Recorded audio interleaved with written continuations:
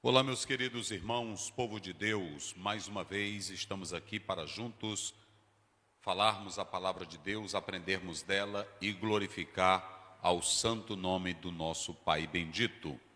A palavra de Deus nos diz: mas vós sois a geração eleita, sacerdócio real, nação santa, povo adquirido para proclamar as virtudes daquele que nos chamou das trevas para a sua maravilhosa luz.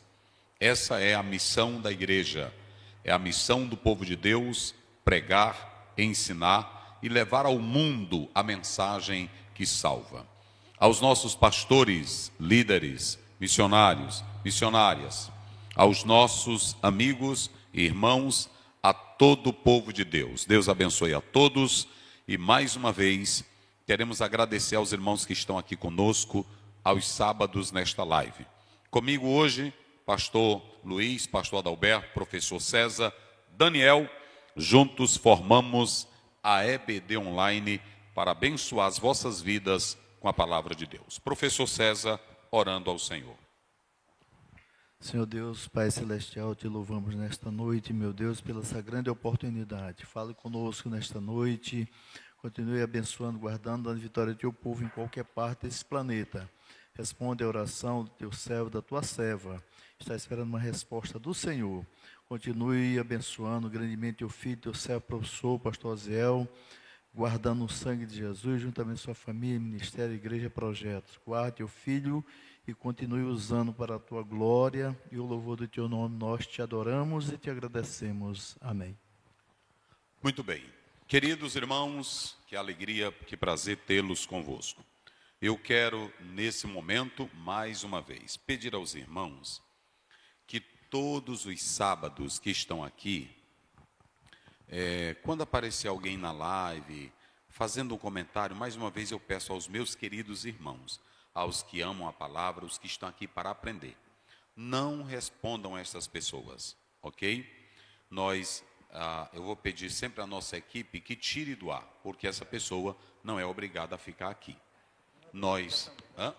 E não é bem-vindo, porque, primeiramente, nós sabemos, eu quero dizer a todos que estão aqui, nós sabemos o que é estudo e o que é uma pregação.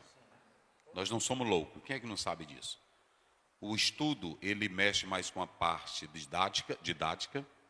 O estudo, ele tem um objetivo. E eu vou pegar aqui, por exemplo, o capítulo 6, versos 8 a 10 de Efésios. Só para os irmãos terem uma ideia. Quando você vai fazer um estudo, a primeira coisa que você tem que analisar é que esse estudo, ele tem um objetivo. O que ele está propondo? Levar você a aprender alguma coisa, levar você a analisar, levar você a um crescimento pessoal. Esse é o objetivo do estudo. Mas eu vou dar um exemplo. Se eu vou fazer um estudo sobre a carta, ou melhor, Efésios 6, 8 a 10, antes de falar do versículo, eu vou fazer uma análise, um contexto, ou análise do contexto da carta. Eu vou saber quem escreveu, por que escreveu, qual a data, qual o tempo, qual a época.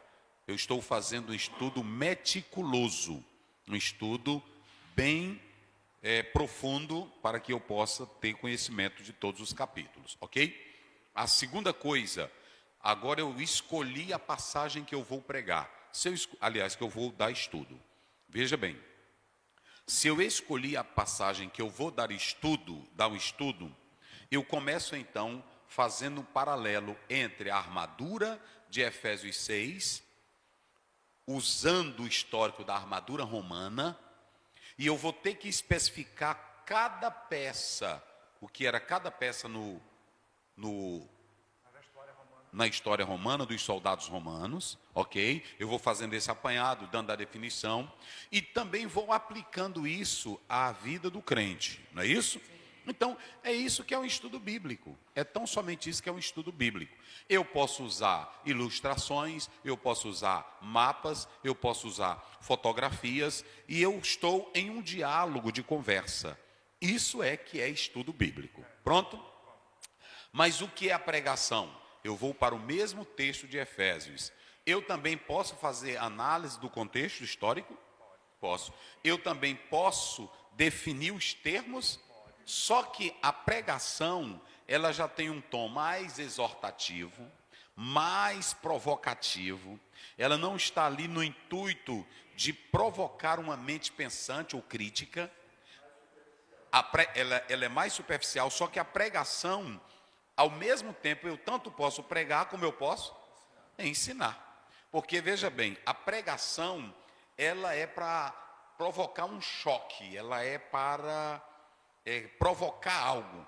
Então, despertar. A Bíblia diz que Jonas pregou na cidade de Nínive, despertou todo mundo. Depois da pregação, aí vem o estudo meticuloso, que a pessoa senta com alguém para ensinar passo a passo. Mas eu vou dar um exemplo. Digamos que eu estou dando o texto bíblico. Vamos lá, Efésios 6, 8. Rapidinho, isso aqui é só para mostrar, mostrar aqui a essas pessoas que nós sabemos o que é estudo bíblico. Efésios. Mas eu estou respondendo aos nossos irmãos. Vocês não respondem essas pessoas. Deixe ele falar o quanto que ele quiser. Não respondam. Eu quero pedir aos irmãos, quando ele entrar na live, os irmãos vão dizer, não, irmão, não responda isso. Pronto. Para não dizer que a gente é mal educado. Como é que diz? Efésios 6, 8. Isso. Sabendo que cada um receberá do Senhor todo o bem que fizer, Isso. seja servo, seja livre. Vai começar do 10. 10. No demais, irmãos meus, fortalecei-vos no Senhor e na força do seu poder. Aí pronto, o que é um estudo bíblico? O que é força, o que é poder, o que isso quer dizer no grego, o que quer dizer no hebraico? Isso é estudo bíblico, gente. Não é isso? Quem é que não sabe disso? Vai, prossegue. Revesti-vos de toda a armadura de Deus, para que possais estar firmes contra as astutas ciladas do diabo. Olha, amados irmãos, aqui você está vendo que o apóstolo São Paulo está fazendo uso da palavra astuto, né? Está fazendo uso da palavra cilada. O que é cilada? O que é ser astuto? Aí vai procurando no dicionário, vai definindo, vai mostrando no grego. Isso é estudo bíblico. Falei. Essa parte, esse tipo de gente já sabe que é estão cilada, tentando é fazer. E aí pronto. Aí vamos analisar. Aí o pastor vai ler, nós não vamos ler aqui, ele vai ler todas a parte, a panóplia, não é isso? Vai ler toda a parte da armadura. E eu posso ser prolixo ou eu posso ser lacônico. Tudo isso aí eu sei, gente. É porque eu vou deixar essa besteira de usar essas coisas. Aí tem gente aí que pensa que a gente é abestado. Não é assim? É assim. Agora, preste bem atenção. Aí, esse é o estudo bíblico. Isso aqui é o capacete. Dentro do Império Romano, o capacete servia para proteger a cabeça dos ataques. Não é isso? Isso é um estudo bíblico. Olha, não é isso? A couraça, ela era feita com material para não penetrar flecha, para não penetrar espada. Aí vai explicando. Pronto. Isso é o quê? Agora eu vou pregar. Viu? Botou aí, Daniel? Meus queridos irmãos, a paz do Senhor. Nós fomos convidados para pregar a palavra de Deus. Eu quero trazer nesta noite um texto bíblico de Efésios, capítulo 6, verso 10 até o verso 20. Muito bem, meus irmãos, vamos ler essa passagem bíblica. Aí leu a passagem bíblica, né? Leu ela todinha.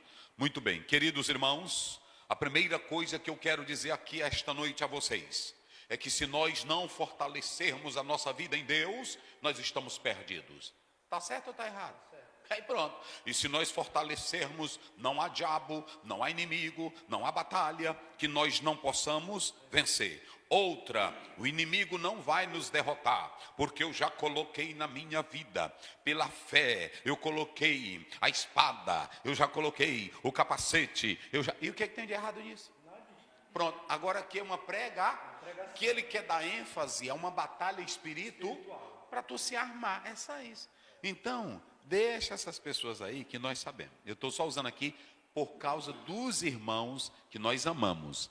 Eu não respondo nem a herege, eu não respondo nem a pessoas que não têm nada o que fazer, ok? Nunca entrei em live de ninguém para estar botando defeito ou para estar questionando, ok? Muito bem. Vamos lá, Daniel, vamos lá, pastor. Estamos na lição de número... Lição de número 3. A verdadeira adoração. Primeiro ponto. O encontro em Samaria e duas preciosas lições. Segundo ponto, o ensino de Jesus a respeito da verdadeira adoração. Isso. Terceiro ponto, a adoração bíblica. Muito bem. Aqui do lado nós temos apontamentos do livro, ok? Aqui do lado temos apontamentos do livro e aqui nós temos o texto bíblico. É claro que eu coloquei porque a passagem toda é do 4, 1 a 30. Mas nós vamos fazer só a leitura da lição, ok? Não está selecionado aí? Vamos lá, só da lição. Só da lição, a partir do verso 5. Foi, pois, a uma cidade de Samaria chamada Sicar, junto da herança de Jacó, que tinha dado a seu filho José. E estava ali a fonte de Jacó. Jesus, pois, cansado do caminho, assentou-se junto à fonte. Era isso quase a hora sexta. Veio uma mulher de Samaria tirar água. Disse-lhe Jesus, dá-me de beber. Disse-lhe, pois, a mulher samaritana, como, sendo tu judeu, me pedes de beber a mim, que sou mulher samaritana? Porque os judeus não se comunicam com os samaritanos. Jesus respondeu e disse-lhe, se tu conheceras o dom de Deus, e o que é que te diz, dá-me de beber, tu lhe pedirias e ele lhe daria água viva. Disse-lhe a mulher, Senhor, vejo que és profeta. Nossos pais adoram neste monte, e vós dizeis que é em Jerusalém o lugar onde se deve adorar. Disse-lhe Jesus, mulher, crei-me, a hora vem em que nem neste monte e nem em Jerusalém adorareis o Pai. Vós adorais o que não sabeis, nós adoramos o que sabemos, porque a salvação vem dos judeus. Mas a hora vem e é agora, em que os verdadeiros adoradores adorarão ao Pai em espírito e em verdade, porque o Pai procura a tais que assim o adorem. Deus é espírito e importa que os que o adorem em espírito e em verdade. Muito bem. Então nós vamos... Baixou aí, né? Baixou aí. É bom só isso. Aumenta um pouquinho. Isso. Tá bom aí. Então nós vamos fazer o seguinte. Primeiramente, leia o verso 1 do capítulo 4. Verso 1. Capítulo 4, verso 1. Isso. E quando... É só, Daniel, tu tira o peso. Está muito peso nele. Tira o peso. Oi, som. Oi, som. Tira mais o peso. Tira mais. Isso. Muito bem. Então vamos lá, tá bom aí. E quando o Senhor veio a saber que os fariseus tinham ouvido que Jesus fazia e batizava mais discípulos do que João, ainda que Jesus não batizava mais os seus discípulos, deixou a Judeia e foi outra vez para a Galileia. E era, o versículo 4. Isso. E era necessário passar por Samaria. E era necessário passar por... Samaria. Vamos começar aqui. Samaria, 12 quilômetros ao nordeste de Siquém, conforme Amós, se não me foge a memória, 6 primeiro. Esse texto está mostrando que essa expressão Samaria era torre de guarda. Samaria era torre de guarda. Ela era a capital do Reino do Norte, que fora fundada por Onri, como nós podemos ver em 1 Reis 16, verso 24. Sebastia é o seu nome atual. Sebastia é o seu nome atual. Essa expressão Samaria, torre de guarda, é muito importante nós atentarmos, porque era uma região central da Terra Santa, abrangendo as tribos de Efraim e Manassés, do oeste. Agora, ao norte ficava a Galileia, ao leste o Jordão, ao sul a Judéia e ao oeste o Mediterrâneo. Já Sicar era uma aldeia ou pequena cidade da região de Samaria. Lembrando que Samaria não é mencionada aqui, mas sim a região de Samaria. É isso? Temos que atentar para isso, para entender. Então, quando Jesus faz esse trajeto, nós vamos analisar que nós temos um problema. Qual é o problema? Samaria. Vamos lá bem forte. Qual é o problema? Samaria. Qual era o problema de Samaria, pastor Zéu? O problema de Samaria é que, na verdade, havia conflitos raciais, conflitos religiosos, é isso? Porque os samaritanos eram de crenças mistas, eles tinham o Pentateuco, mas, na verdade, adoravam outras coisas, e que os judeus achavam que não seria bom se misturar com eles por causa da crença misturada, E também que poderia haver um problema, escatologicamente falando, com a vinda do Messias no envolvimento desse povo, certo? Então isso é um problema antigo, é um problema velho, era um problema político, era um problema religioso, era um problema racial.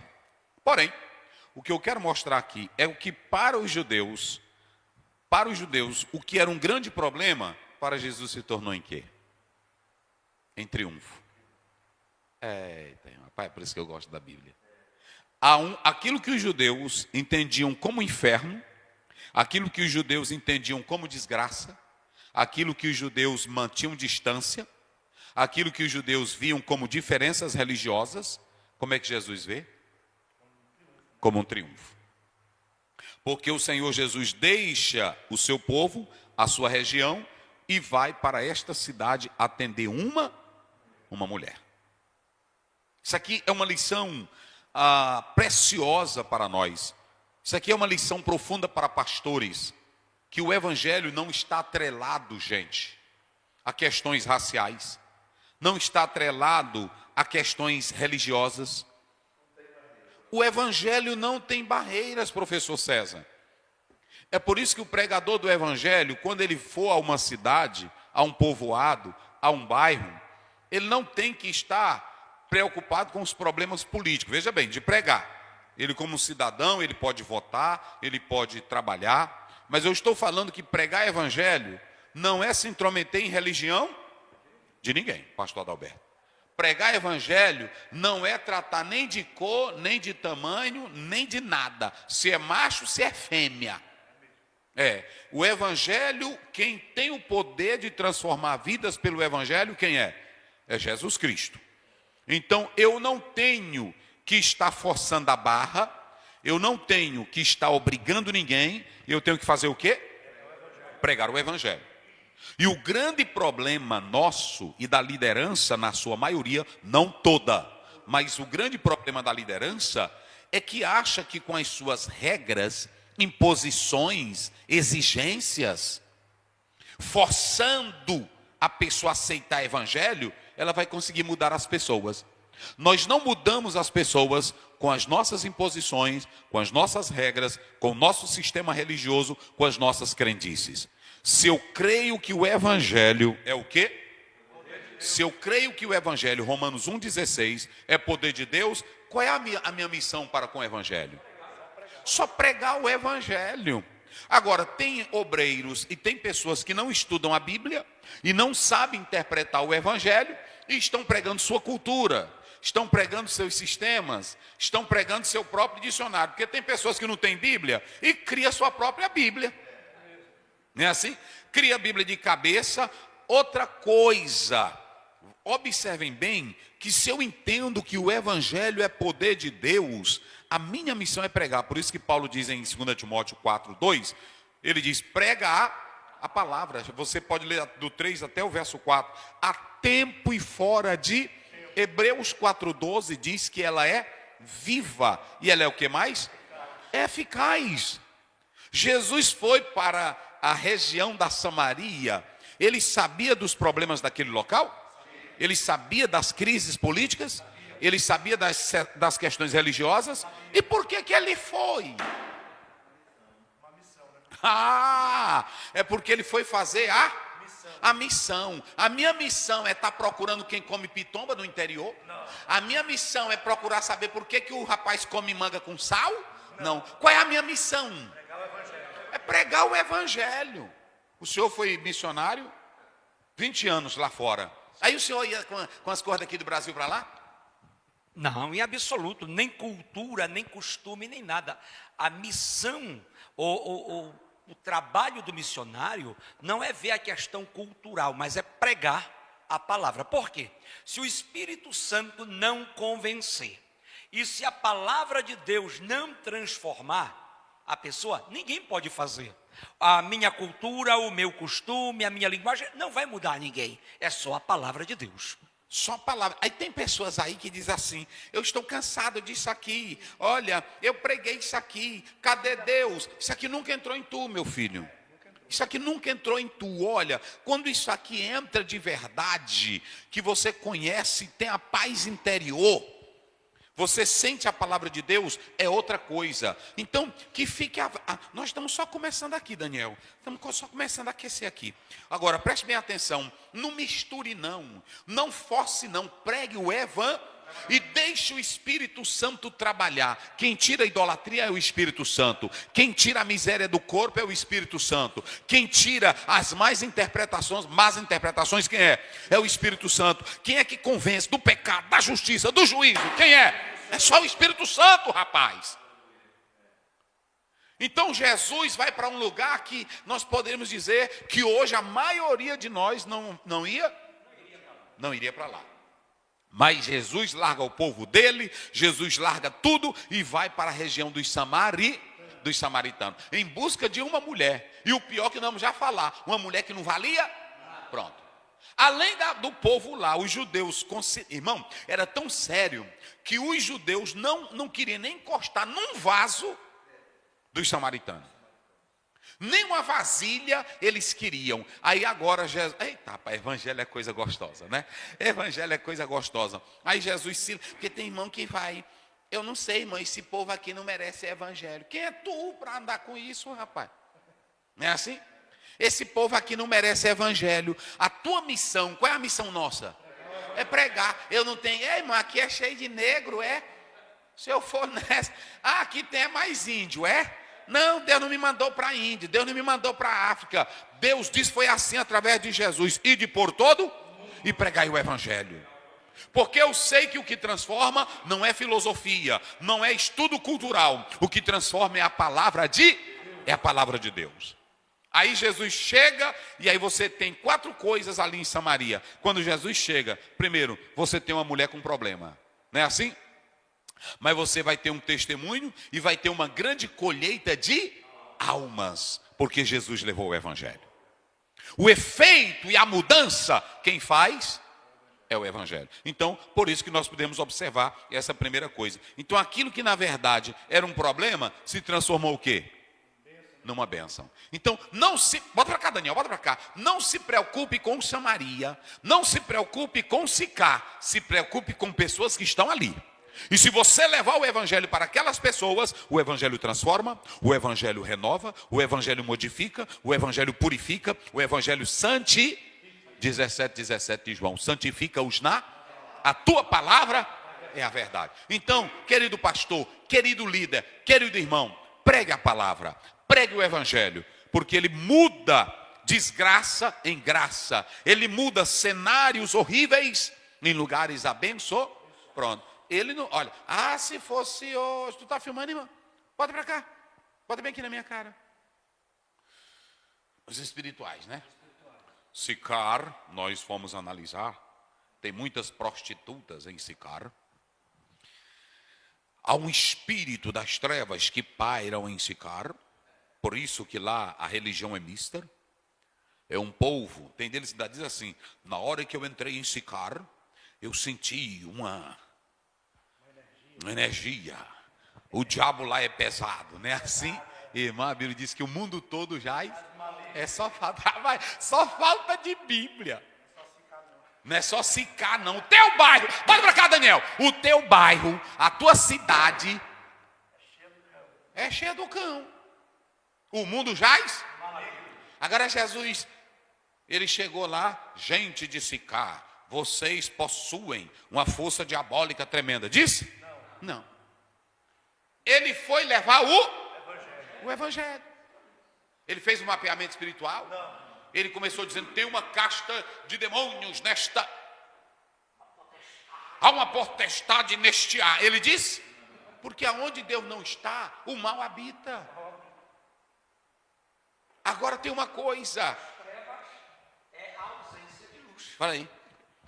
As trevas é a ausência de luz. Onde a luz chega, a treva se desfaz. Aonde a graça abundou, aonde o pecado reinou, a graça superabunda. Aonde chega, é por isso que o meu dever é levar a luz. A luz é Jesus, é levar a paz. Quem é a paz? É Jesus. Então, para qualquer cidade miserável, desgraçada, se eu levar o evangelho, Jesus opera ou não opera? Opera. Então, vamos parar com esse negócio, gente. Eu vou derramar azeite. Um dia desse eu vinha de madrugada, aí tinha um camarada na entrada da cidade derramando azeite. Derramando azeite para quê? Porque o asfalto não fala, meio fio não fala. Quem fala é o povo. Então, os demônios não estão no asfalto, eles estão tentando as pessoas. Eu tenho que pregar o evangelho. Então Jesus Cristo entra em Samaria com essa missão. Só que quando ele entra lá, ele vê o que tinha em Sicar. Tinha um poço, não tinha um poço? O que tinha em Sicar? Tinha uma mulher, tinha ou não tinha? O que tinha em Sicar? Tinha moradores ou não tinha? Jesus sabia das necessidades deles? Pronto, ele foi para lá. Então quando ele entra com uma missão. Mas observem bem, você tem em primeiro lugar um povo e uma mulher cheia de defeitos. Sim ou não? Havia uma necessidade. Falei. Havia uma necessidade naquela mulher, naquele povo. Porém, por causa do preconceito religioso e tudo demais, aquela necessidade não estava sendo atendida. Aí vem Jesus quebrando todo o paradigma para resolver este problema. Isso, fale lá. O início do versículo 4, idei, parece, tá? Parece uma partícula, que aquilo estava pré-estabelecido. Antes mesmo de Jesus vir... É necessário, né? É necessário, que isso está no passado. Isso. E que estava no programa de Deus. Estava. Jesus ia à cidade. Ele já tinha programado, ele agendou passar lá para atender essa mulher. Então, o próprio pastor Helena Cabral, no livro, ele fala que o Espírito Santo havia impulsionado Jesus para aquela missão. Aliás, todos os atos, não é só aqui, todos os atos de Jesus estavam programados por quem? Quando você vai para Mateus 4 primeiro, a Bíblia diz, e o Espírito Santo levou. E aí quando você vai para Lucas 4, 18, a Bíblia diz, o Espírito do Senhor está sobre. Então Jesus não dava um passo sem a direção de quem? Do Espírito Santo. Outra, só presta o pregador andar se ele estiver cheio do quê? Porque se ele estiver cheio do Espírito Santo, ele não leva nada dele, ele leva só de quem? Então prega só o que o Espírito Santo botar na tua boca, rapaz. Eu não falo nada de mim, não inventa não inventa. Eu estava agora no local, e aí tinha um senhor, eu hospedado, ele diz, quem não tem unção, inventa. E é verdade. Rapaz, eu tomando um café, e um senhor, o homem da pousada lá, um abraço aí para ele lá em Campos do Jordão, eu lá na pousada, aí ele diz, pastor Zéu, quem não tem unção, inventa. Aí eu disse, mas o senhor arrumou isso aí aonde? Ele disse, lá nos profetas de Elias.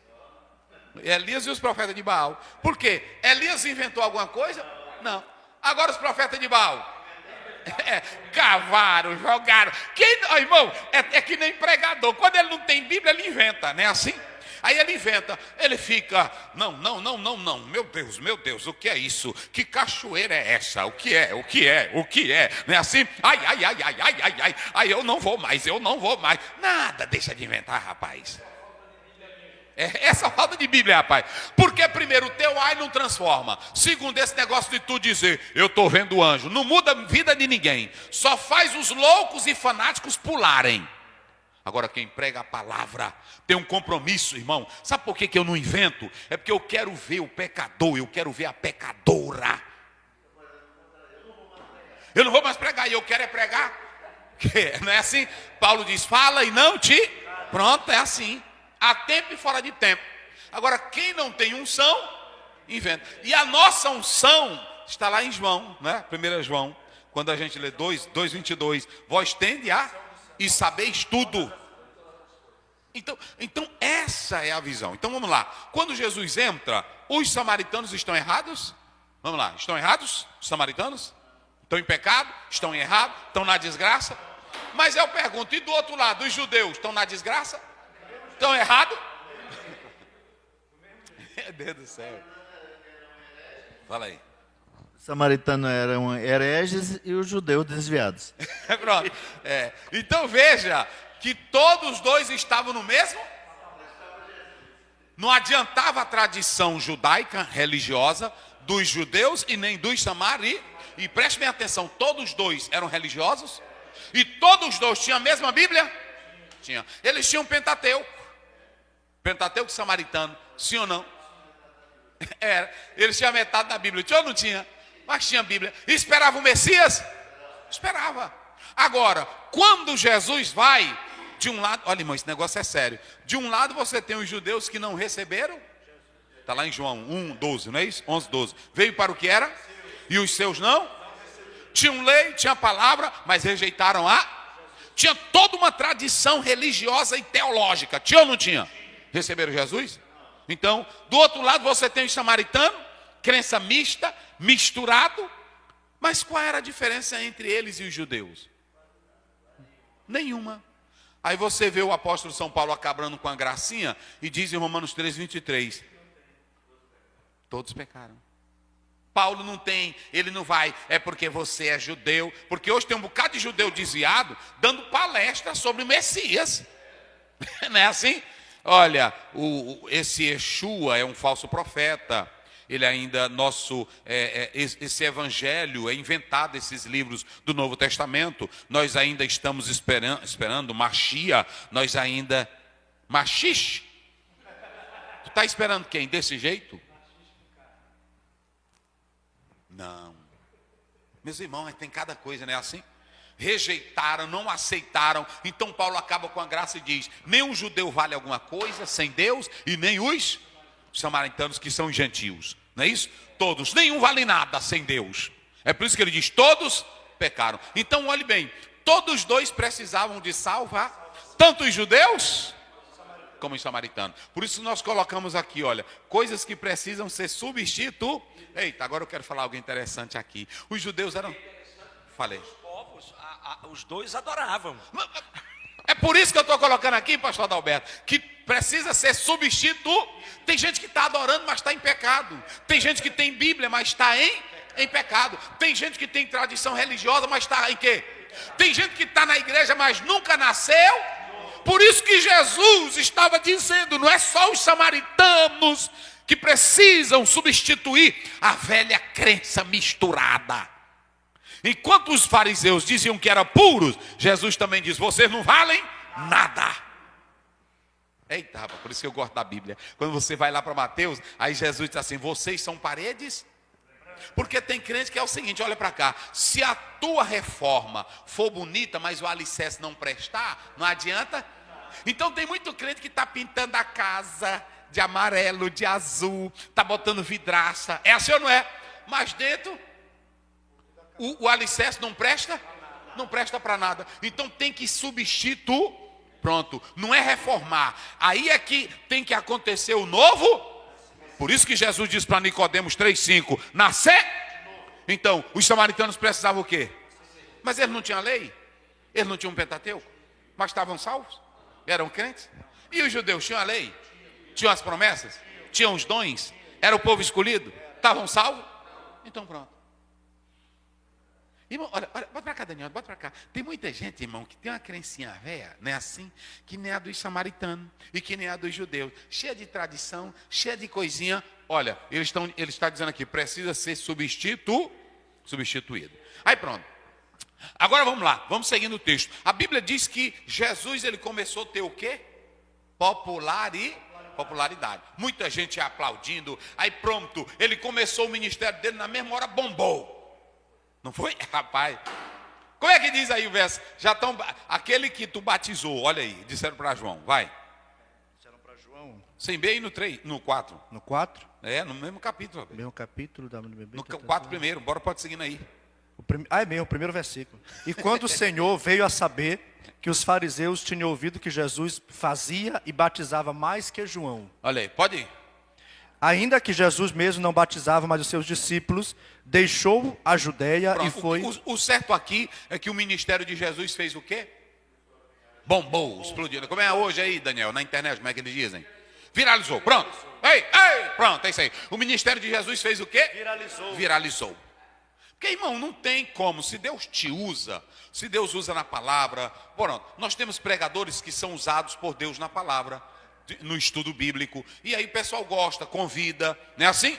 Pronto, o problema é quando ele não atribui a Deus a glória, esse é o problema. Como tem o pregador avivado, que ele também ele vai ser muito solicitado. O povo está solicitando não é porque idolatra, não. Tem irmão que diz, esse pregador midiático, irmão, vamos deixar de inveja, irmão. Vamos deixar de inveja, vamos orar por eles. Se tiver alguma coisa para ser corrigida, fale com o irmão, não é assim? Ô meu pastor, eu gosto do senhor, mas aquela fala sua, se o senhor puder depois corrigir, não é assim? Pronto. É claro que tem pregadores midiáticos que não têm a nossa formação bíblica. Não é isso? Ele é herético, ele não tem igreja, ele fala o que ele quer. Mas Paulo disse que de qualquer forma o evangelho está sendo. Agora chega um para corrigir segundo a verdade. O ministério de Jesus bombou e era gente atrás de Jesus. Alguma vez vocês ouviram Jesus dizer assim, eu não quero ninguém me seguindo. Ouviram? Ouviram? Jesus alguma vez disse assim, eu não quero ninguém me acompanhando. Ele disse, quanto mais gente, mais Jesus gastava tempo ensinando. E a popularidade de Jesus cresceu. E para não criar um problema, ele sabia também a hora em que ficava e a hora que... Agora isso aí vai depender do pregador. Porque tem pregador, bota para cá, Daniel, bota para cá. Que agora eu vou dizer a verdade de Deus. Tem pregador que quando o povo começa convidar ele, elogiar ele, aí ele fica todo bombado. Ele fica todo importante, ele quer dar lição de moral no povo, ele quer ser maior do que a igreja, ele quer ser maior do que o ministério dele. Bota pra cá, já Deus te mata, desgraçado. Porque deixa eu te dizer uma coisa, tu não és nada. Ninguém recebe, João 3,27, ninguém recebe coisa se do Pai não for enviado. Não foi enviado. E o pregador, ele tem que saber que ele tem a popularidade dele, mas ele também tem que saber que aquilo ali vai acabar. Por isso que João Batista diz, é bom que ele e que eu. Porque ele sabia qual era a vez de Jesus, o tempo de Jesus, o momento de Jesus. Então, se Deus está te abençoando, rapaz, deixa de querer ser o tal. Tem pregador que a igreja convida ele. Um dia desse eu estava num local, aí o pregador, a irmã, ele pediu um ovo inteiro. E a irmã botou um ovo mexido. Aí ele disse, você não respeita um homem de Deus. Só porque a irmã fez o ovo? Olha para cá. Tu não é homem de Deus coisa nenhuma. Porque em Mateus 10 diz que o que botar na mesa, tu come, rapaz. Tu quer ser ator. Bota para cá. Vai para Hollywood, vai. Vai para Hollywood. Para onde é mais, para ele ir? Vai para Hollywood. Para onde é mais, Daniel? Que tem... Vai para a televisão, tu não dá para ser pregador e nem pastor. Vai ser ator de novela, pregador do evangelho, ainda que o povo glorifique e lhe honre, mas ele sabe que ele não é nada, ele sabe que tudo vem de Deus. Aí os irmãos às vezes querem tirar uma foto, às vezes eu estou cansado, mas aí o irmão chega, vem o irmãozinho lá do interior, aquilo ali não é idolatria, é porque todo dia ele está lhe ouvindo, todo dia ele está escutando, ele diz, no dia que eu ver esse homem de Deus, por ele dizer a verdade, por ser crente eu quero abraçá-lo, é assim ou não é? Aí pronto, bota pra cá. Esses cantores também, vocês também cantor, bota para cá, esses cantores que são estrelas. Aí pronto, aí fica botando banca, querem ser chiques. Tu não está trabalhando para Jesus. Tu não está trabalhando para Jesus. Jesus, a popularidade dele, pronto. Aí quando a popularidade cresceu, ele disse, eu vou dar um tempo aqui, não foi assim? Tu tem que ser inteligente. Aqui está criando muita ciumeira, velho, desses fariseus, velho. Eu vou fazer o seguinte, eu vou para um local... Eita, rapaz. Ei, bota pra cá. Tu é pregador famoso? Tu é pregador famoso? Bota pra cá. Tu é pregador famoso, tu é cantora famosa. Eu vou te dar um conselho. Saia de cena por uns dias e vá para os bairros mais pobres. Vá cantar nos bairros pobres. Vá cantar nos bairros pobres. Eu não sei se eu vejo, se vocês acompanham muito a internet, eu quase não olho. Mas se você vê um cantor que é famoso, num bairro sozinho, na periferia cantando, tem? Para ganhar almas? Eu não sei. Pregador famoso, esses que pulam e gritam, tem algum no bairrozinho andando todo dia atrás de alma? Então pronto. E Jesus, a fama dele estava explodindo para cá. Estava ou não estava? Ele disse, agora eu vou para um lugar que eu estou sem fama. Agora, e ele ainda diz assim, e eu vou para um lugar que é o pior. Eu vou para os samaritanos. Rapaz, eita glória. Porque quem é chamado por Deus Sabe que Deus lhe faz florescer aonde estiver. Rapaz, oh, coisa linda, gente, é a Bíblia. É assim, irmão César? Já pensou, ele está famoso aqui, não está? Aí tu prova para as pessoas, está famosão? Não é esse negócio não. Olha, eu vou dizer que o irmão que quiser me convidar, eu vou cantar de graça. Não é nem para tu andar dizendo isso, é para tu pegar tua maletinha. Pega tua maletinha. Pega teu assessor, vambora assessor, que ele não tem um assessor. Chama teu assessor, vambora, tu vai expulsar demônio e eu vou pregar o evangelho. Não é assim? Eu vou ficar pregando aqui na praça. Aí canta lá na praça. Eu duvido se tu faz isso. Pregador também famoso. Eu estou dizendo isso aqui, mas eu prego aqui todo dia na rua. Então pronto. Não é pecado Jesus te levantar, é?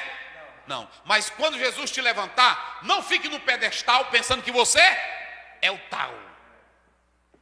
E foi isso o que o Mardoqueu disse para Esté, não foi?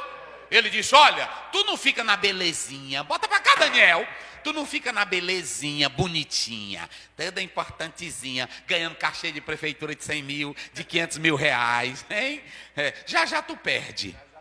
Aí ele disse, tu fica aí na tua sentadinha. Agora eu vou te dizer uma coisa, talvez Deus te levantou para esse momento, mas se tu não levantar, se tu não se levantar dessa cadeirinha bonitinha, que só quer se amostrar, se tu não se levantar daí, de outro lugar, eita, bota pra cá, Daniel, a obra não para por causa de você. É assim, essa tua faminha que tu acha que tu é grande, já na hora que tu cai, todo mundo esquece de ti. Falei. O texto lá do hebraico diz cum, na verdade é se levantar para todo mundo saber de que lado você está.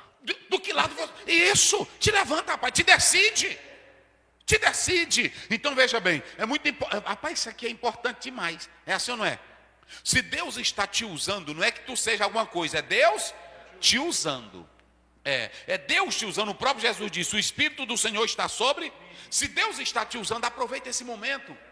Se Deus está te usando, aproveita para entrar em hospital. Vai pregar na rua.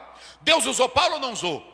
Paulo, multidão ouvia ele? Ouvia. Teve uma vez que ele pregou numa cidade que ele parou toda, que o pessoal disse, sábado que vem venha pregar, e a cidade inteira parou para ouvir quem? Deus não levantou Billy Graham?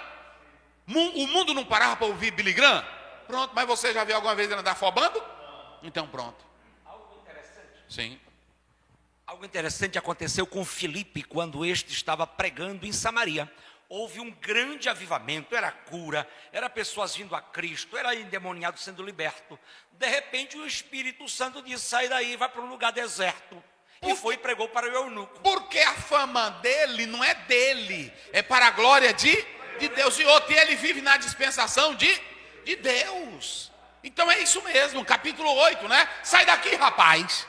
Não, é o seguinte, eu não vou sair, aqui é o meu local. Não é assim? Ah, rapaz, que negócio de local. Então a popularidade cresceu, mas Jesus continuava a mesma, atendendo os pobres, necessitados, publicano. Não era assim? Está lá em Lucas 15. Em Lucas 15. Então pronto, vê aí a multidão, vamos ver a multidão 15 de Lucas, corre lá. Opa. Porque às vezes é o seguinte, é muito fácil, bota para cá, é muito fácil Lucas você ouvir 15. um pastor, você ouvir um pregador, olha para cá, você arrebanhar a multidão. Sabe por quê? A multidão que está ali para te ouvir é o pastor da igreja que está convidando o dia todinho. É colocando carro de som, é colocando cartaz. Você não sabe o quanto a igreja, os pastores gastam para juntar uma multidão de 20 mil, 30 mil pessoas para você. Vamos lá. Agora, olha o auditório de Jesus. E chegavam-se a ele todos os publicanos e pecadores para o ouvir. Pronto, está aí. Todos os publicanos e pecadores. Agora eu quero fazer o seguinte. Eu quero te fazer o seguinte, sem tu ter nada, sem ter campanha, sem ter anúncio, pega um carrinho de som, ou uma caixinha, não tem aquelas caixinhas que a gente puxa, e vá lá para aquele bairro e cante lá. Sem cachê, sem nada. E pregue lá, sem cachê, sem nada. Aí pronto. Ok? Vamos lá. Aí pronto, o Senhor Jesus começa a conversar com essa mulher, aí ali tem uma mulher que tem uma necessidade, mas não é só a mulher, era a mulher e quem mais? Toda a cidade. Aí ele vai abrir a porta, não é isso? Ele vai abrir a porta, olha aí, ele vai abrir a porta, é no verso 1 a 4, nós não vamos ler aqui, quando diz assim, era necessário, aí entra agora o que o professor César falou, e era necessário, Ou seja, por que era necessário? Porque Jesus estava vendo a miséria, o estado, a situação dessa gente. Não é isso? Ele estava vendo a desgraça. O que é necessário para uma cidade? O pastor, o prefeito pode dar pavimentação, pode dar educação, pode dar o que mais? Saúde, escola, segurança, são as necessidades para o corpo. Mas Jesus não viu necessidade de escola, de banco, ele viu necessidade daquela gente. Almas. Meu Deus, e ele queria abrir a porta. Oh meu Deus do céu, bota para cá, Daniel. Gente, vamos abrir a porta da salvação na cidade. Não adianta apenas você ficar colocando essa cidade é do Senhor. Abra a porta. Diga para a mulher samaritana, diga para os samaritanos quem é Jesus. Jesus vai abrir a porta. E como é que ele abre a porta? Ele vai. Porque olha, eu sentadinho vou abrir a porta. Eu crendo na doutrina da predestinação vou abrir a porta. Eu já sei que já tem os eleitos que vão se salvar. Eu vou abrir a porta, se eu não for, eu tenho que me levantar e correr dentro da cidade, como Jonas correu dentro de Nínive. Lá tinha pecador miserável, lá tinha homens cruéis, lá tinha demônio, lá tinha força diabólica, lá tinha miséria, lá tinha homicídio, lá tinha assassinato. Mas quem entrou lá foi a mensagem de Deus. E se nós entrarmos com a mensagem, nós estamos abrindo para aquela cidade o quê? A porta da salvação. É a igreja, bota para cá, Daniel, bota para cá. Essas autoridades que ficam falando mal de igreja, ficam falando mal da fé. Eu sei que tem os pilantras, tem os enganadores, mas tem homens que estão no bairro resgatando das drogas. Saiu até agora uma reportagem aí, não foi? No Fantástico. Olha, estão no bairro, aqui mesmo, quantas pessoas criminosas Jesus não já libertou? Quantas pessoas que tinham uma vida destruída, Jesus libertou. Sabe quem é que abre a porta da salvação na cidade? É o prefeito? É o governador? Quem é que abre? É a igreja. Quem foi que abriu a porta da salvação em Samaria? Quem foi que abriu a porta da salvação em Samaria? Quem foi que foi para Samaria? Quem amou Samaria? Quem pregou em Samaria? Agora, se nós ficarmos, essa cidade tem muita gente racista. Vai abrir? Essa cidade, as mulheres é quem manda. Vai abrir? Essa cidade o povo come feio. Vai abrir? O que tu quer que o povo comer feio? Falei. Muitos querem fazer como os seguidores de Jesus, que pedir para cair fogo do céu, para destruir os samaritanos. É verdade. Vamos matar os samaritanos. Vamos matar. Não. Jesus foi lá e abriu o quê? A porta da salvação. Eita, meus irmãos. Pronto. Porque ele viu que aquela gente precisava de vida.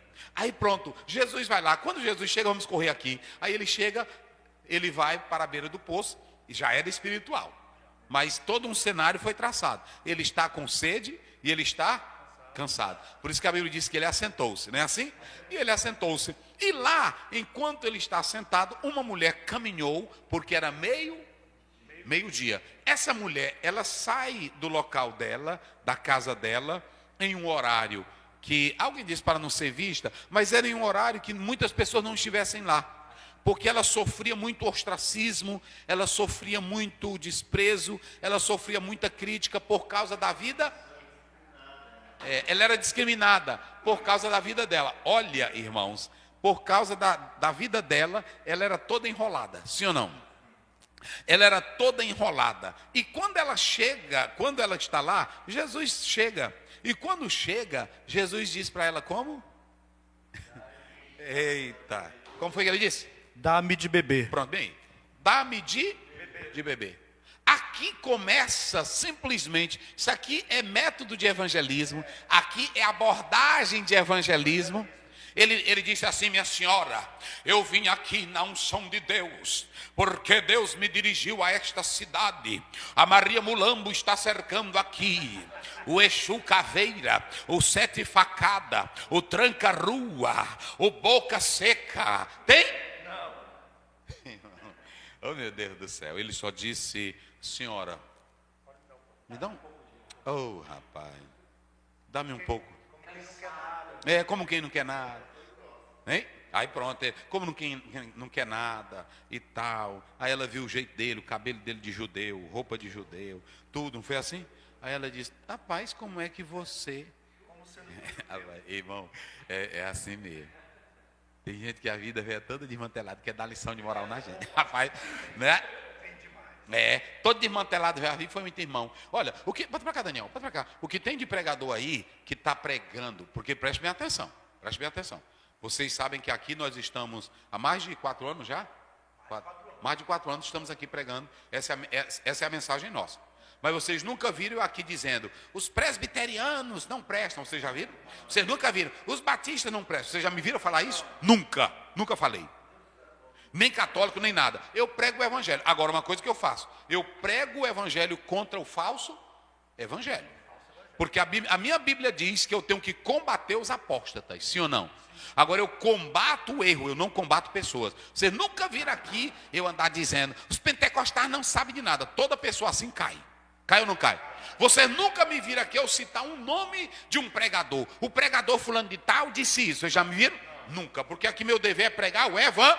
Agora, quando está errado, eu digo, olha, tem pregadores que pregam isso aqui, mas está errado. Então, veja bem, uma coisa é falar a verdade. A outra coisa é querer atacar pessoas para ganhar like, para ganhar popularidade.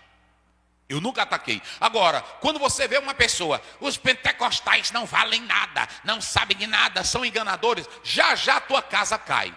E outra coisa, todas as pessoas, mas para que tu tá botando? Me filma aqui direito.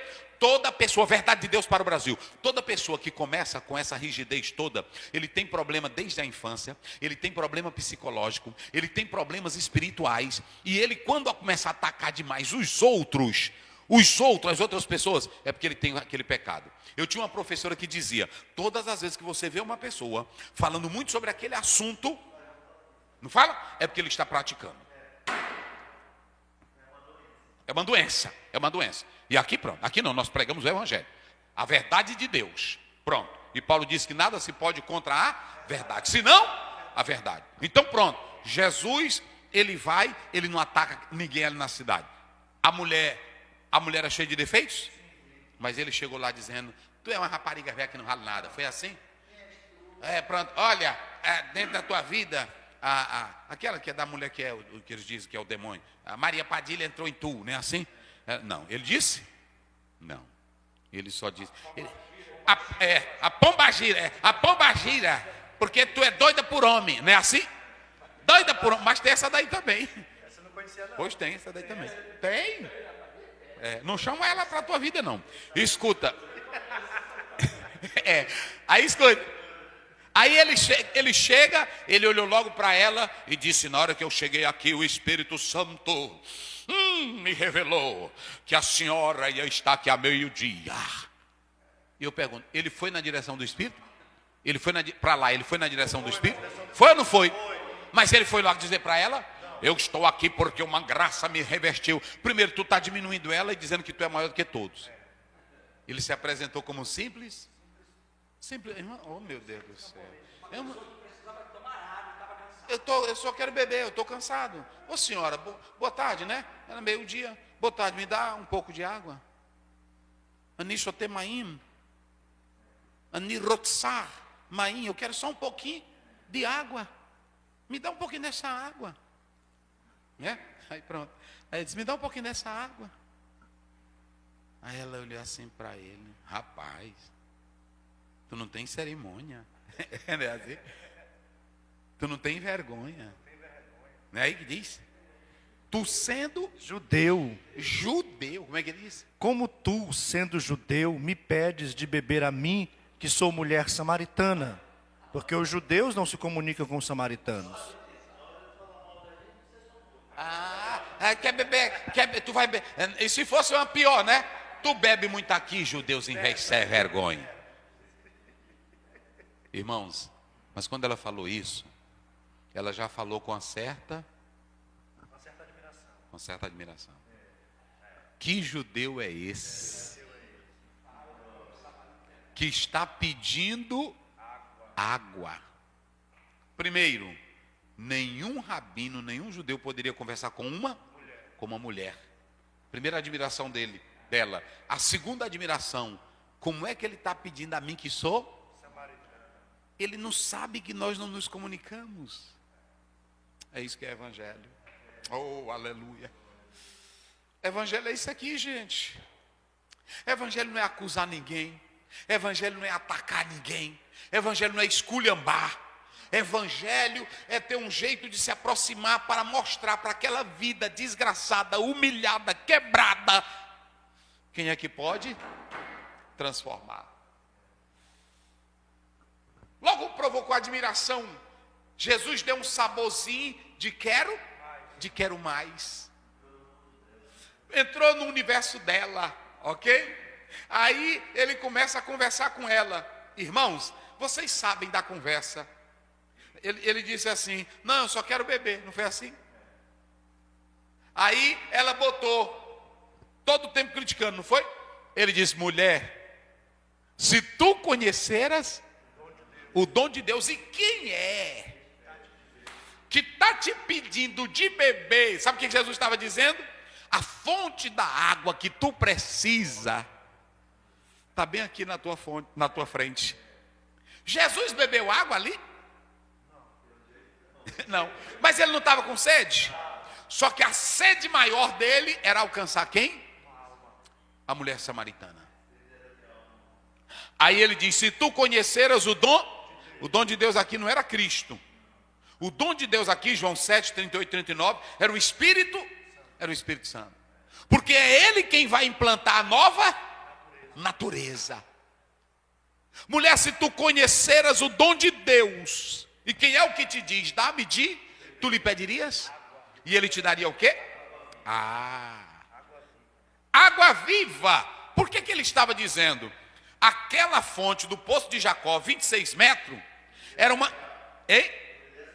Ela poderia secar, porque ela recebia de outra fonte.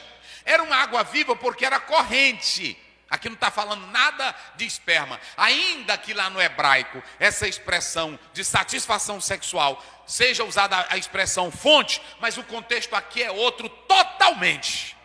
Não mistura não, filho.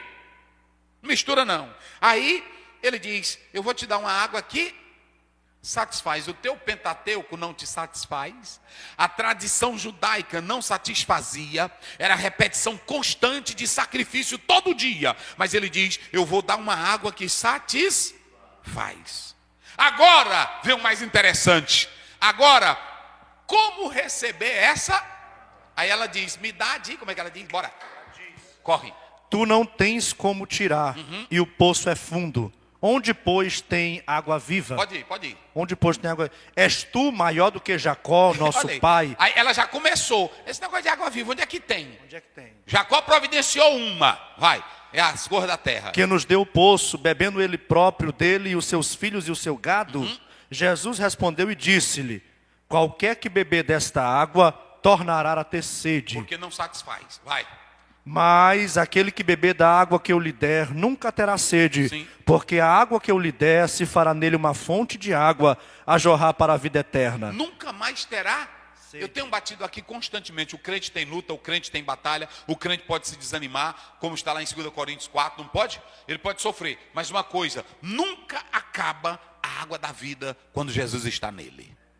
O prazer da salvação, o dinheiro não tira, a riqueza não tira, o problema não tira, a doença não tira, a crise não tira, porque satisfaz a sua alma. E quando Jesus fala dessa água, agora ela diz, olha o que ela diz. Disse-lhe a mulher: Senhor, dá-me dessa água, para que não mais tenha sede e venha aqui tirá-la. Jesus, me dá desta água. Porque eu não quero estar nessa vida, vai, vem, me dá. Jesus disse: eu te dou, é tua. Mas tem um processo para receber a água. E é isso que os pregadores em coach, né? Os pregadores né? Essa aqui quebra, vou botar nessa. Hein?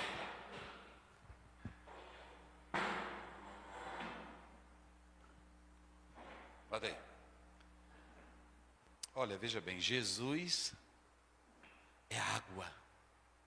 Água para os teus anseios. Oh, maravilha. Quem é que está te condenando? Não.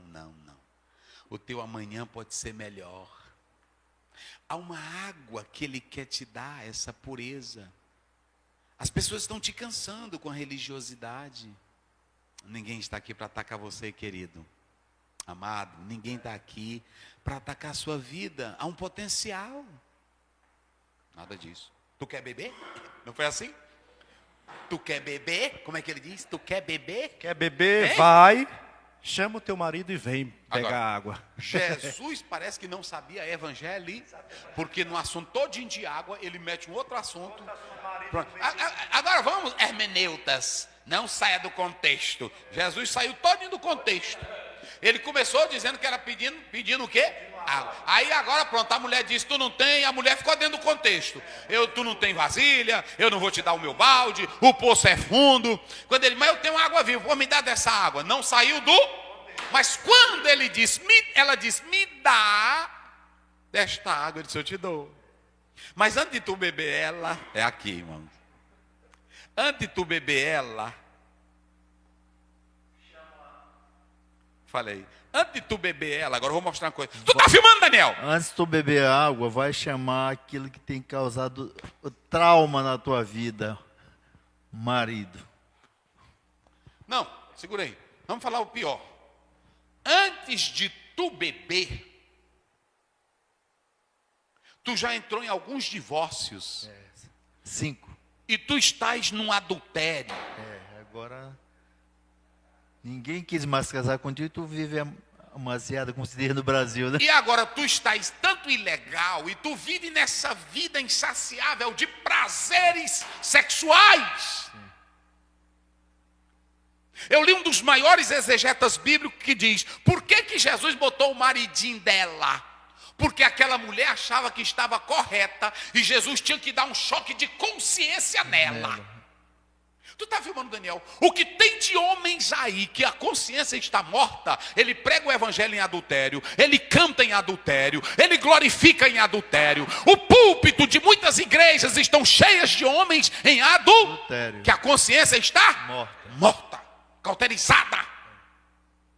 Explora os fiéis sem temor, ganha dinheiro da igreja, enrica em nome de fé, com a consciência o quê? Morta. E evangelho, olha, irmão, evangelho, como diz John Piper, se ele não confrontar, não é evangelho. Esse negócio de você, tu quer ouvir comédia? Vai para onde? Quem quer ouvir comédia, vai para onde? Vai para o stand-up, rapaz. Tu quer ouvir pregador coach? Vai para onde? Vai para um ginásio. Agora tu quer ouvir mensagem que confronta? Está aqui. Está aqui. Quando Jesus olhou para Nicodemos, ele disse para Nicodemos, rapaz, se tu não nascer, confrontou ou não confrontou? Lá em Mateus 19, quando ele olhou para o jovem rico, maravilha, você está pertinho do céu, mas vai e vende tudo quanto tens, segue-me e terás um. Aí, confrontou ou não confrontou? Evangelho que não confronta não é evangelho. Vai chamar até, eu te dou, é para tu beber. O evangelho é para todo mundo? A graça de Deus é para todos? A salvação é para todos? O poder de Deus é para todos? O milagre é para todos? Mas para tu beber... Ele despertou a consciência. Pronto. F.B. Meyer diz que ele tirou os esqueletos dela. Eu vou mostrar como é a tua vida. Eu vou abrir. Ele penetra no profundo da alma dela, no recôndito da alma. Ele vê o que ninguém via. Só ele e a mulher. Mulher, vai chamar teu marido. Pronto. Aí ele vai. Eu creio que Jesus podia dizer: tu já se casou com Pedro, tu já se casou com Francisco. Olha, tu estava assim, assim, assim. E vai chamar esse último. Irmãos, entenda bem. Ela nunca foi chamar o marido dela. Porque quando ela sai, ela não vai para casa. Ela vai para onde?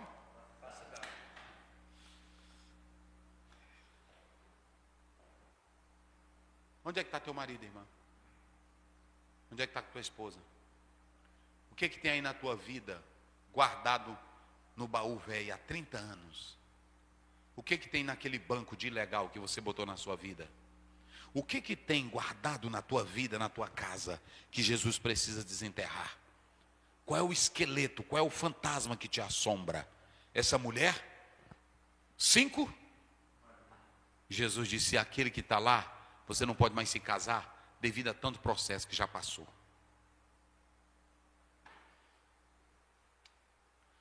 Eu quero te dar água. O dom é para ti também. Mas eu não te dou água sem nascer de novo. Jesus não bota evangelho Jesus não joga pérolas a porcos. Não venha para cá com essa gracinha. Olha, do jeito que você está, Jesus te entende. Ele entende a palavra dele. E ele não quebra a regra. Ele tem água para tu beber. Tem ou não tem? Ele tem um céu para te dar. Tem ou não tem? Mas lá não é do teu jeito. É por isso que ele diz, em João 7, 38 e 39, quem crê em mim, como diz? É como diz a Escritura, não é como diz Kant, não é como diz Calbart, não é como diz Schopenhauer, não é como diz o ateu, é como diz as. E se tu quiser beber, tem que ser conforme as Escrituras. Não adianta tu passar pelo monte, corrente, unção, azeite, renovação, desazeite, manto, remanto, pré-manto, pé, não adianta. É nascer. Ele não aprova, Jesus não te dá bênção, você estando ilegal, porque cria bicho. Os homens que foram buscar o maná, lá no 16 de Êxodo, foram buscar o maná em desobediência, o que que tinha? Tinha bicho. Vamos lá para correr. A mulher samaritana olhou e disse assim. Agora ela começa a formar uma teologia. Irmão, é assim. Tem gente que estuda, mas teologia não chega. Aí ela diz, eu vejo que tu és profeta. Aí ela começou vendo ele como o quê? Um judeu velho, cheio de racismo, preconceito, indiferença, mas quebrou tudo isso. Ela disse, eu vejo que tu és profeta. Aí pronto, nesse negócio ela começou dizendo que tu és profeta. Essa mulher, irmão, deixa eu dizer uma coisa, eu coloquei aqui até para a gente fechar. A mulher samaritana, ela era uma mulher, vocês pensam que ela era uma mulher sem Bíblia. Ela citou, foi Bíblia para Jesus, não foi? Ela citou lá Deuteronômio 18 em diante. Ela disse, Senhor, nós sabemos que o Messias vai vir. Ela começou dizendo, tu és profeta. Depois ela disse, o Messias há de... Ela citou Bíblia ou não citou? Ela citou tanta Bíblia que ela misturou teologia bíblica do messianismo e colocou teologia da adorar, porque onde é o lugar que se deve adorar?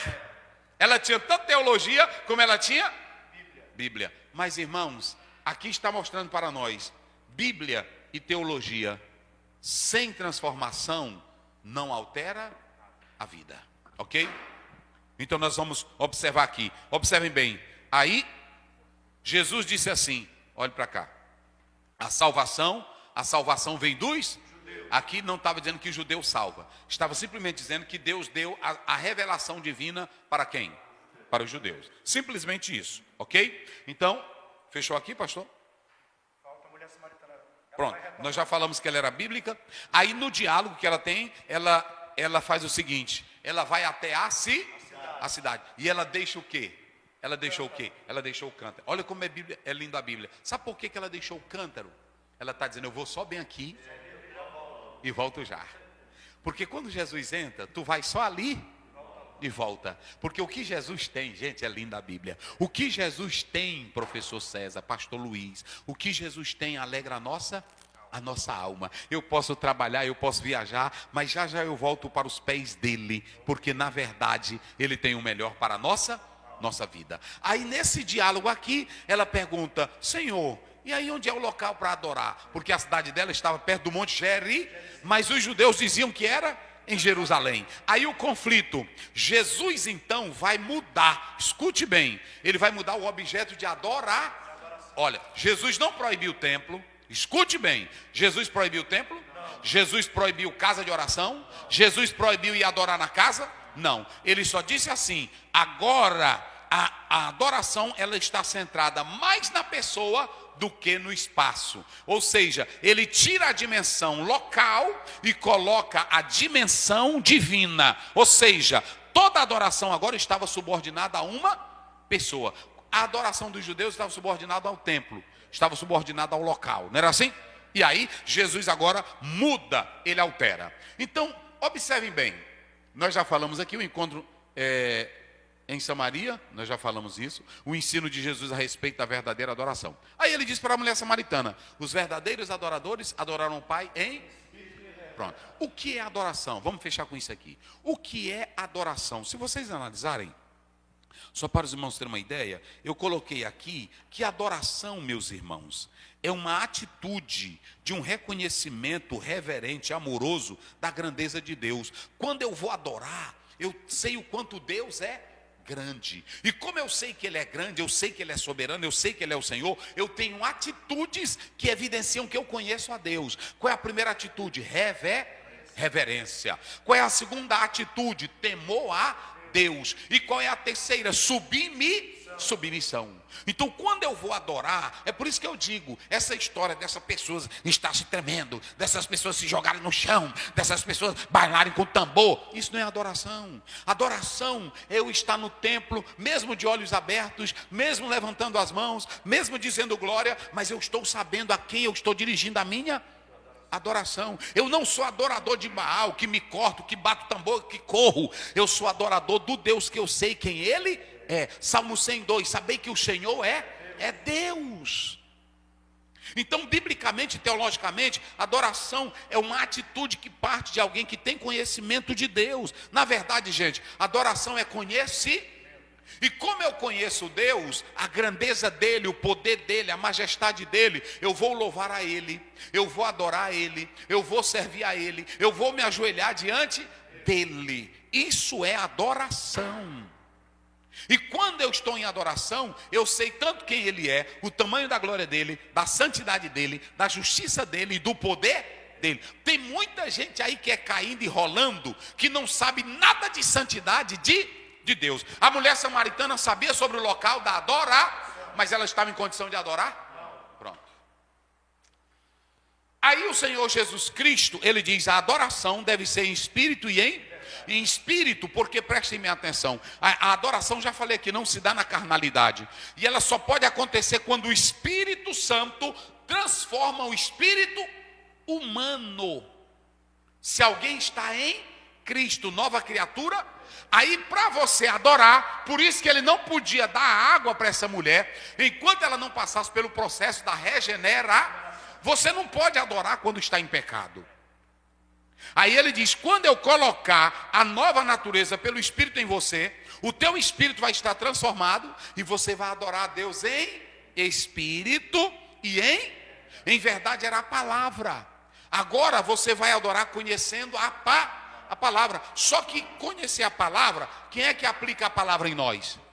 Então ela teria uma adoração viva por causa da... Então esse negócio do pregador, receba, toma daqui, toma de lá, pega, isso não tem nada a ver com Bíblia, porque o que te aviva é o Espírito Santo. Adoração verdadeira não é o pastor mandar, não é você correr, não é você gritar. Adoração verdadeira é a consciência de que você tem de Deus. E eu coloquei aqui, pastor, 4 termos. Ó, Shahá, vamos lá, digo comigo, vai encerrar. Shahá, vamos lá bem forte, Shahá. Bem forte, Shahá. Pronto. E aí nós temos Shahá e nós temos aqui Avad. Olha aqui como é lindo. Qual é a primeira? Shahá. E qual é a segunda? Se vocês analisarem essa expressão Shahá no hebraico, é render-se, é submeter-se diante de alguém que é maior do que você, que é superior. Então quando eu faço isso aqui, bota pra cá meu filho. Quando eu faço isso aqui, eu estou diante de Deus, sabendo que Ele é superior, sabendo que Ele é grande. Tem pessoas que fazem o proscuneu, eu vou já falar, ele ainda se joga assim, não é isso? Pronto, e ele ora consciente, não há nada de derrubar ninguém, porque o Shahá é adorar conhecendo a grandeza de alguém. Falei. Isso, e o Avad, vai, diga. O Avad é o serviço, é a sua parte. Você reconhece o Shahá, que ele é soberano, ele é grandão. E o Avad vem de Eved, que é servo, quer servir, você está se prostrando diante da grandeza dele. Né? Como eu sei que ele é grande, Shahá, eu vou servir a esse Deus? A esse Sim. Deus grande. Olha, tem 2 versículos, eu não vou ler aqui, mas eu vou deixar. Quando você pega o Shahá, está em 1 Crônicas, olha aí, está em 1 Crônicas. A Bíblia diz assim, então se inclinou o povo e adoraram ao Senhor. 1 Crônicas 29, 20. Está também o verbo Avad, está em 2 Reis 17, 39. Mas ao Senhor vosso Deus temereis, e Ele vos livrará das mãos dos vossos inimigos. Então, Avad é trabalhar, é servir. E aqui é um serviço, como falou o professor César, prestado a Deus. O servir aqui não é servir lá fora. Quando eu vou para a igreja, eu estou servindo a Deus. Quando eu estou pregando o evangelho, eu estou servindo com o meu corpo, servindo com a minha voz, servindo com a minha boca. tudo. Trabalhar, dizimar, ofertar. Proskineo, vamos lá. Proskineo. Aí esse proskineo aqui é beijar em direção a. É um gesto de subir-me. É uma reve. Ô Daniel, volta para cá. É uma reverência corporal. Meu Deus. Proskineo é uma reverência. Oh Deus, não faz eu falar isso não. Não faz eu falar isso não. Reverência corporal. Vou fazer uma pergunta para vocês, para não ficar só comigo. E quando uma pessoa está no culto, que o pregador derruba essa pessoa, que ele fica no chão sem saber de nada, qual é a reverência dele? Pois é a Bíblia, é a Bíblia. É a Bíblia. Vocês podem se zangar comigo tanto vocês quiserem, mas podem largar isso. Eu quero fazer um pedido aqui em nome de Jesus. Senhores pregadores, pastores, pregue o poder do Espírito Santo, pregue o milagre de Deus, pregue a cura, mas não pregue derrubar ninguém. Pessoas que ficam deitadas no chão, sem se levantar, porque o Espírito Santo ele pode até fazer eu inclinar, mas o meu efeito corporal é reverente.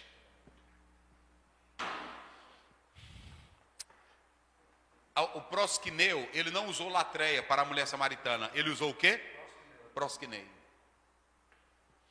É uma reverência corporal acompanhada de um reconhecimento espiritual da maior divindade. É um reconhecimento. Não há base bíblica para culto para derrubar a pessoa, ou o corpo ficar torto, ou a pessoa ficar que nem está doente. Não existe. E latreia, ele já falou. É o serviço com o corpo da mesma coisa de Eved. Não é isso? A mesma coisa. Lê só o resumo, encerra. Apontamentos do livro, introdução. Cristo é superior a João Batista, porque veio do céu, era consciente de que era verdadeiro seu testemunho, era conforme a vontade do Pai. Tinha o Espírito de modo ilimitado. Cristo era supremo em posição porque foi dado pelo Pai. Cada um tem o seu tempo, João e Jesus. Isso. Primeiro ponto, o encontro em Samaria e suas lições. O Espírito Santo impeliu Jesus a passar por Samaria. Já explicamos, vai. Jesus queria cumprir a sua missão. Duas grandes lições. Ministério sem polêmica, teológicas ou religiosas. Jesus foi para Samaria debater religião? Não. Debater polêmica? Não. Então, meu pastor, você não é chamado para debater polêmica religiosa. É chamado para pregar? Apologia é outra coisa. É defender contra o erro. Agora, criar polêmica sobre genealogia, sobre isso, não tem futuro. Vai. Cumprir a vontade do Pai. A humanidade de Jesus, a mulher samaritana, acima de todas as diferenças, bebendo só uma vez da fonte. Jesus sabia que essa mulher tinha pecado, ela vinha de um povo misto, de uma crença mista, mas ele levou isso em conta? Não. Pronto, vai. O lugar de adorar a Deus é sem discriminação. Jesus revelou a vida da mulher. Isso. Outro culto de adoração é presente e escatológico. A hora vem, já chegou naquele momento, mas ele abriria a porta para os novos adoradores. Vamos. O ensino de Jesus sobre a verdadeira adoração. Aprendendo a adorar com Jesus. Deus é Espírito. Temos que receber uma nova natureza.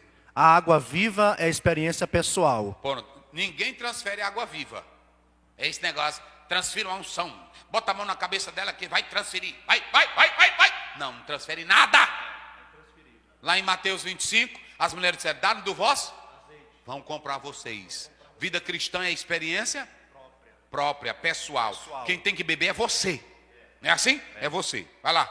Não mais local e sim dimensional. Isso, já falamos. Sem formalidade e ritualismo. Pronto, como agora na pessoa, não importa. Nós temos a parte litúrgica do culto, tem ou não tem? Mas nós não dependemos só do formalismo nem do rito. Lugares históricos de adoração. Jerusalém e Gerizim. Jesus desprezou Jerusalém? Não. Jesus desprezou Gerizim? Não. Não. Ele não desprezou lugar nenhum, porque tem pessoas que atacam. Não. Tem um local de adoração, que é escolhido. Mas agora, mesmo tendo local, o local não é o objeto. Quem é o objeto? É Jesus. Vamos lá. Sem privilégio de raças. Isso, pronto. Terceiro ponto, adoração bíblica. Definições sobre adoração cristã. Primeiro, é bíblica, gera comunhão com Deus. Pronto. O que é a adoração cristã? Comunhão com Deus. Vai. O Ato que é de- adoração? Aí eu vou dizendo, tu vai só dizendo. O que é adoração cristã? Ato de rendição. É se render. O que é adoração cristã? Um ato de serviço O espontâneo. que é adoração cristã? É a experiência interior. Pronto. E o que é adoração cristã é a experiência interior, que é o quê? Em espírito. Pronto, tá aí. Deus abençoe. Vamos lá. Ora, dá para ele orar aqui e tu em pé traz bênção apostólica. Senhor meu Deus, Senhor meu Pai, te damos graças, Senhor, por este tempo de estudo, por este tempo onde o Senhor tem falado aos nossos corações, onde o Senhor tem se revelado a nós. Quando o Senhor falou àquela mulher, Deus, o Senhor tinha algo a entregar a ela e o Senhor está entregando a nós através do teu servo, que possamos entender, Senhor, e compreender que devemos adorar a Ti em espírito e em verdade. Conduze-nos a nossas casas e nossos hogares. Por favor, protege-nos em nome de Jesus. Amém. Que a graça do nosso Senhor Jesus Cristo, o amor de Deus, o nosso Pai, e a comunhão e a consolação do Espírito Santo, seja com todo o povo de Deus, desde agora e para sempre. Amém.